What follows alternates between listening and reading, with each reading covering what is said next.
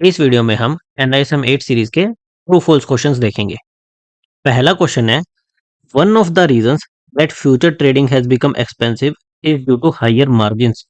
Higher margins की वजह से फ्यूचर ट्रेडिंग एक्सपेंसिव हो गई है। ट्रू और फॉल्स? तो ये स्टेटमेंट ट्रू है। जितना ज्यादा आपको मार्जिन जमा करवाना पड़ेगा उतना ही कम आप लीवरेज ले सकते हो, तो इसलिए ये स्टेटमेंट ट्रू है।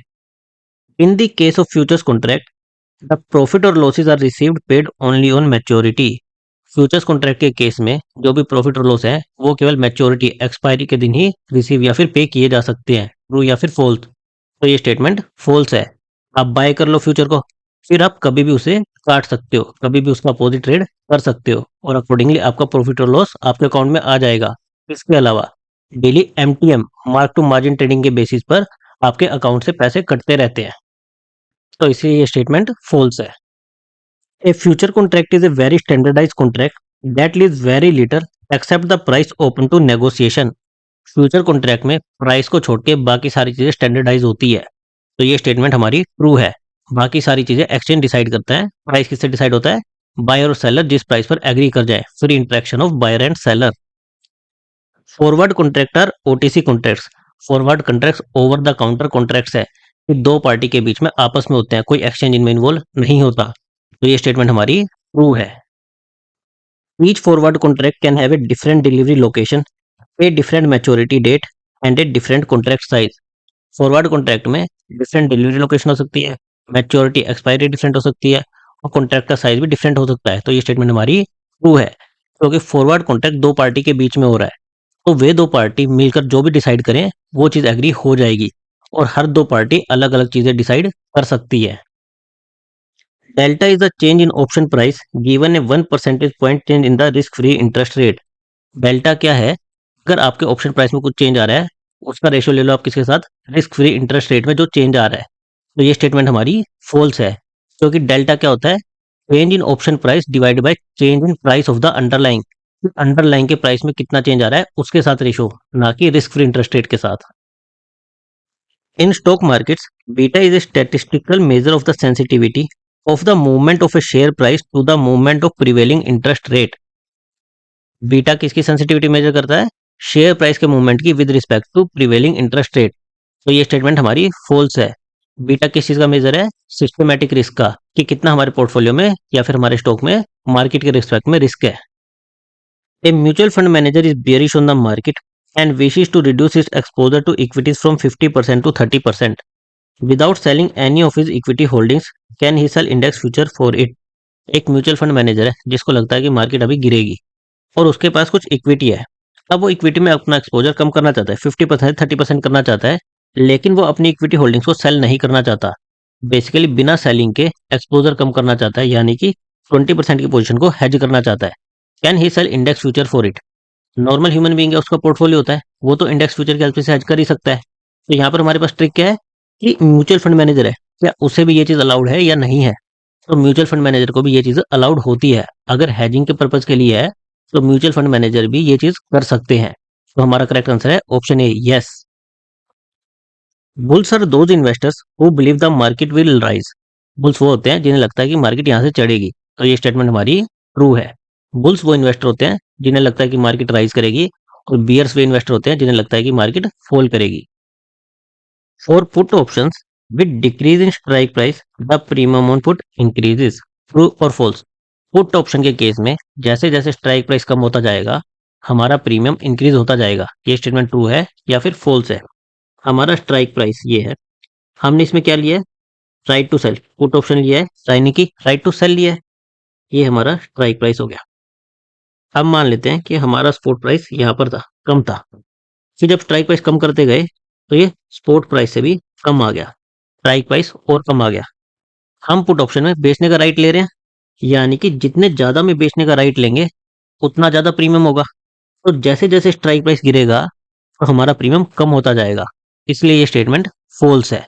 अगर हम फॉर्मूले की बात करें तो पुट के केस में प्रीमियम निकालने का फॉर्मूला होता है स्ट्राइक माइनस स्पॉट। तो अगर हमारा स्ट्राइक प्राइस गिरेगा तो हमारी इंट्रिंसिक वैल्यू गिरेगी, और ऑप्शन प्रीमियम होता है intrinsic value plus time value. तो जैसे जैसे इंट्रिंसिक वैल्यू गिरती जाएगी हमारा प्रीमियम गिरता जाएगा। तो अगर हमारा स्ट्राइक प्राइस डिक्रीज हो रहा है पुट का प्रीमियम डिक्रीज होगा ना कि इंक्रीज, इसलिए ये स्टेटमेंट फॉल्स है। A call option gives its holder the right to buy any quantity of the underlying asset from the writer of the call option at a pre-specified price। Call option के case में buyer के पास क्या right रहता है कि वो कितनी भी क्वांटिटी अंडरलाइंग असेट की बाय कर सकता है सेलर से, राइटर से, एट ए प्री स्पेसिफाइड प्राइस, जो भी प्राइस उन्होंने डिसाइड किया है। ये स्टेटमेंट ट्रू है या फिर फॉल्स है? तो ये स्टेटमेंट फॉल्स है। एनी क्वांटिटी नहीं, जो क्वांटिटी पहले से डिसाइड कर रखी होगी, only the specified quantity. The exercise price of an option is same as its position limit. True और फॉल्स? तो एक्सरसाइज प्राइस अलग चीज है, पोजीशन लिमिट अलग चीज है। पोजीशन लिमिट की आप कितना एक्सपोजर ले सकते हो, एक्सरसाइज प्राइस की किस प्राइस पर आपने बाय या फिर सेल करने का राइट लिया है। तो ये स्टेटमेंट भी फॉल्स है। The difference between exercise price of the option and spot price affects option premium. True और फॉल्स? तो ये स्टेटमेंट ट्रू है, क्योंकि हमारे फॉर्मूले क्या होते हैं, आइदर स्ट्राइक माइनस स्पॉट या फिर स्पॉट माइनस स्ट्राइक। तो इनके डिफरेंस पर हमारा प्रीमियम डिपेंड करता है, इसलिए ये स्टेटमेंट ट्रू है। Time value and intrinsic value of a call option are always either positive और zero. Time value, intrinsic value call option case में हमेशा पॉजिटिव रहेगी या फिर जीरो रहेगी। टाइम वैल्यू आपकी हमेशा पॉजिटिव रहती है, ये कभी भी नेगेटिव नहीं होती, जीरो होगी एक्सपायरी के दिन। इंट्रिंसिक वैल्यू के केस में भी सेम चीज है, या तो पॉजिटिव होगी या फिर जीरो होगी, कभी भी नेगेटिव नहीं होती, इसलिए स्टेटमेंट ट्रू है। When ordinary cash dividends are declared put option value will decrease. Ordinary cash dividends क्या होते हैं, जिनमें 2% से कम का हमें डिविडेंड दिया जाता है, और इस केस में ऑटोमेटिक स्ट्राइक प्राइस एडजस्ट नहीं होता है, ऑटोमेटिक एडजस्टमेंट नहीं होती है। तो जब ऑटोमेटिक एडजस्टमेंट नहीं होती तो जनरली क्या होता है, जो भी शेयर का प्राइस है उसमें डिविडेंड के अमाउंट के जितना फॉल आ जाता है। फॉल आ जाता है तो उससे क्या होगा, हमारा स्पॉट प्राइस कम होता जाएगा। और पुट ऑप्शन के केस में हमारे प्रीमियम का फॉर्मूला क्या था, strike minus spot.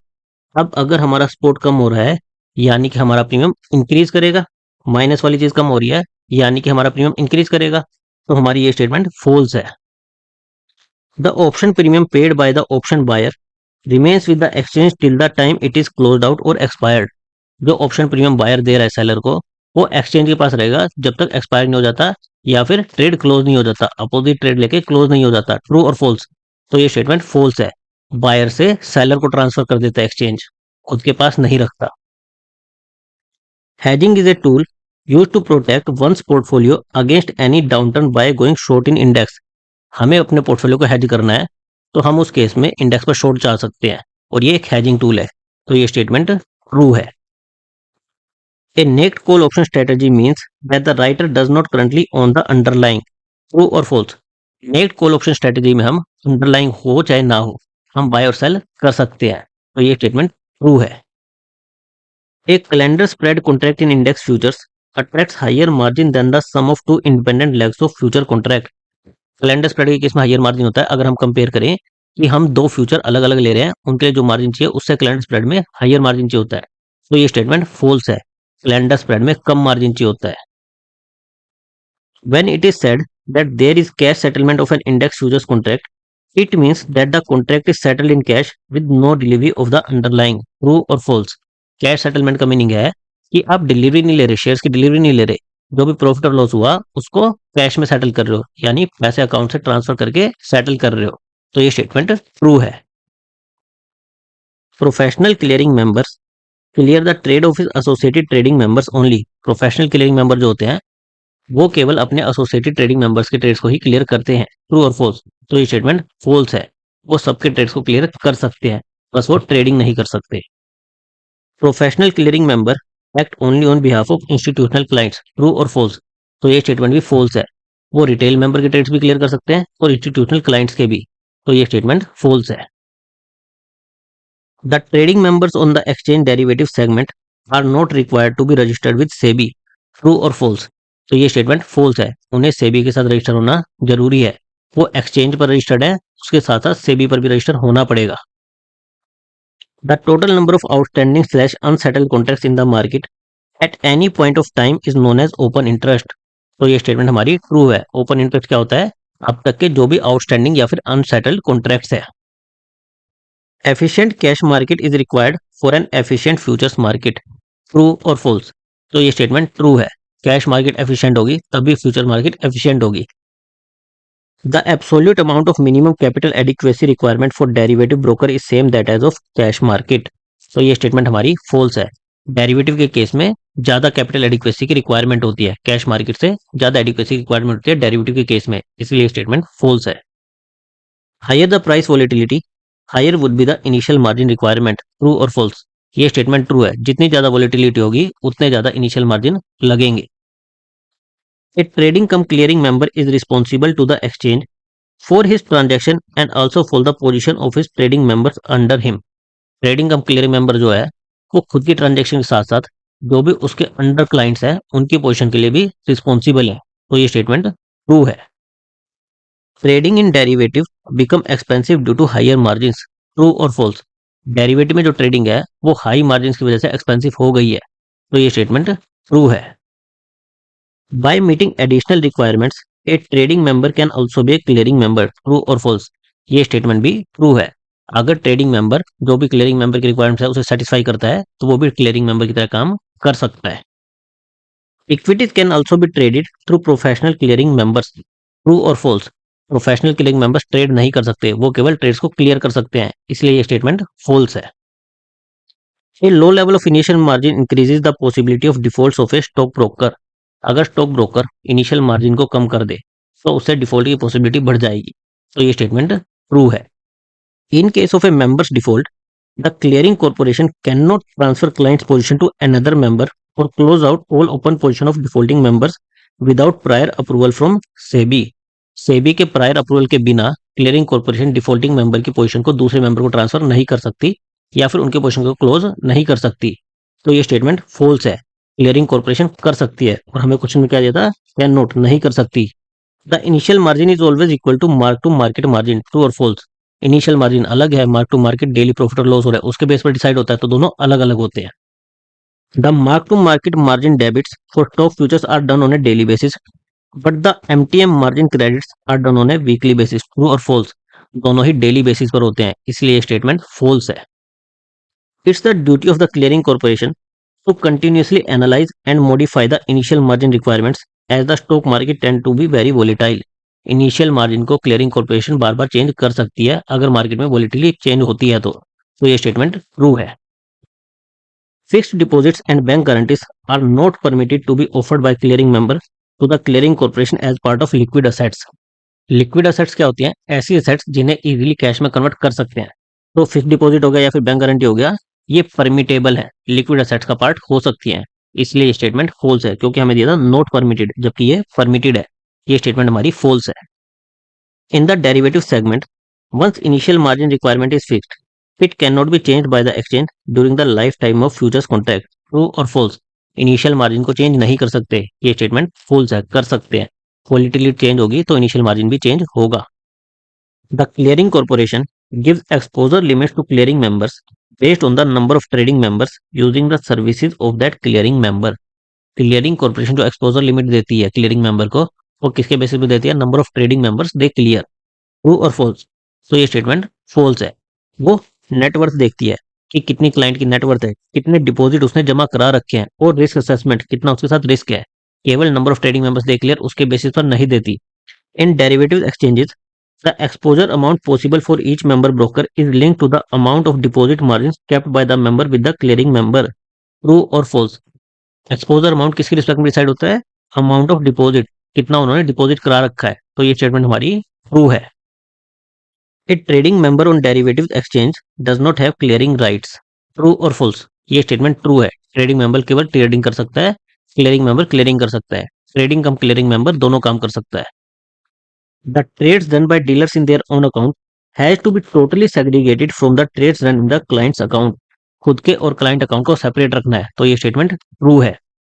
If the clearing trading member fails to pay the dues, the clearing corporation can disable the clearing trading members from trading।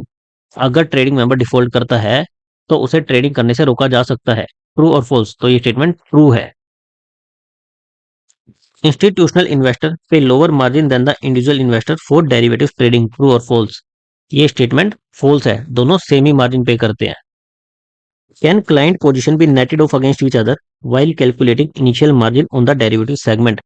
Client की पोजीशन को एक दूसरे के साथ नेट ऑफ कर सकते हैं? नहीं कर सकते। करेक्ट आंसर है option B no. The volatility estimation methodology is known only to the clearing corporation and not to others. True और फॉल्स? ये स्टेटमेंट फॉल्स है। जो भी पता करना चाहे वो पता कर सकता है। The clearing corporation may utilize the client account margins deposited with it for fulfilling the dues which a clearing member may owe to the clearing corporation for the trades on the clearing member's own account। एक clearing member है जो खुद के लिए भी trading करता है और कुछ क्लाइंट्स के लिए भी ट्रेडिंग या फिर क्लियरिंग करता है। क्लियरिंग कॉर्पोरेशन के पास उसने कुछ मार्जिन जमा करा रखा है, इसके अलावा क्लाइंट का भी कुछ मार्जिन पड़ा है। तो अगर ये क्लियरिंग मेंबर खुद के ट्रेड्स के लिए जो भी ड्यूज वगैरह है उनको क्लियर नहीं करता है, तो क्या क्लियरिंग कॉर्पोरेशन क्लाइंट्स के मार्जिन को यूज कर सकती है? नहीं कर सकती। इसलिए ये स्टेटमेंट फॉल्स है। A high initial margin level improve solvency and financial capability of the clearing corporation. True और फॉल्स? अगर clearing corporation high initial margin level charge करेगा तो उससे क्लियरिंग कॉर्पोरेशन की सोल्वेंसी और फाइनेंशियल कैपेबिलिटी इंप्रूव होगी। तो ये स्टेटमेंट ट्रू है। क्लियरिंग कॉर्पोरेशन का काम क्या है? हर एक ट्रेड की काउंटर पार्टी बनना, गारंटी करना कि जो आपने ट्रेड किया है वो पूरा हो। वो पूरा कैसे होगा? अगर जिसके साथ आपने ट्रेड किया है, मान लो एक बायर है एक सेलर है, बायर और सेलर दोनों के लिए क्लियरिंग कॉर्पोरेशन क्या है? काउंटर पार्टी की तरह काम कर दिया है। इसे तो पूरा करना ही करना है। अगर बायर ने एग्जीक्यूट किया, सेलर मना कर दे मैं एग्जीक्यूट नहीं करूंगा, और क्लियरिंग कॉर्पोरेशन ने इससे मार्जिन ले रखा हो, ज्यादा मार्जिन ले रखा हो, तो क्या होगा? जो भी मार्जिन जमा है उससे इस ट्रेड को ये सेटल कर देगी। तो हाई इनिशियल मार्जिन से क्या होगा? डिफॉल्ट के चांसेस कम होंगे। Liquid assets offered by clearing member to the clearing corporation can include mutual fund units and bank guarantees. True और फॉल्स? लिक्विड असेट्स अगेन क्या है? जिसे इजीली कैश में कन्वर्ट कर सकते हैं, तो उसमें म्यूचुअल फंड यूनिट्स और बैंक गारंटी आती है। तो ये स्टेटमेंट ट्रू है। On the governing council of the clearing corporation of the derivative segment broker members are allowed. जो क्लियरिंग कॉर्पोरेशन की गवर्निंग काउंसिल है उस पर ब्रोकर मेंबर्स अलाउड होते हैं। ट्रू और फॉल्स? ये स्टेटमेंट फॉल्स है। जब हम चैप्टर 8 पढ़ रहे थे तो वहां पर मैंने आपको कहा था कि स्टॉक एक्सचेंज की गवर्निंग काउंसिल पर 40% तक ब्रोकर मेंबर्स हो सकते हैं, लेकिन जो स्टॉक एक्सचेंज की होती है उस पर हो सकते हैं। स्टॉक एक्सचेंज की गवर्निंग काउंसिल और क्लियरिंग कॉर्पोरेशन की गवर्निंग काउंसिल दोनों अलग अलग चीज है। क्लियरिंग कॉर्पोरेशन की गवर्निंग काउंसिल पर कोई ब्रोकर मेंबर नहीं हो सकता, पर स्टॉक एक्सचेंज की गवर्निंग काउंसिल पर 40% ब्रोकर मेंबर हो सकते हैं। तो यहाँ पर किसकी बात की है? क्लियरिंग कॉर्पोरेशन की गवर्निंग काउंसिल की। इसलिए यह स्टेटमेंट फॉल्स है। इसके साथ हमारे 50 ट्रू और फॉल्स के क्वेश्चन पूरे होते हैं। आपको किसी भी क्वेश्चन में कोई डाउट हो आप मुझे कमेंट करके पूछ सकते हो। Thank you guys.